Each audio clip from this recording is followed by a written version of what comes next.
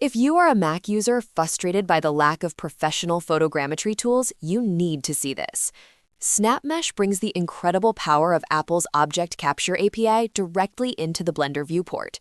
It is designed specifically to leverage the speed of Apple silicon chips like the M1, M2, and M3.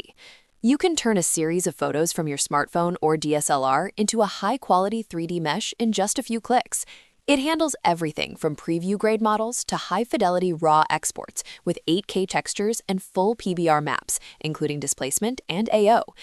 The Pro version is a total game changer. It allows you to import camera poses and point clouds to verify accuracy, and it can even generate quad-based topology instead of messy triangles. It runs as a background process, so your Blender UI never locks up while it's calculating. For anyone doing drone photogrammetry or scanning small assets on a Mac, this is easily the best-kept secret in the industry. If you are watching on YouTube, the link is in the description. If you are on our website, click the Buy button to start scanning your world.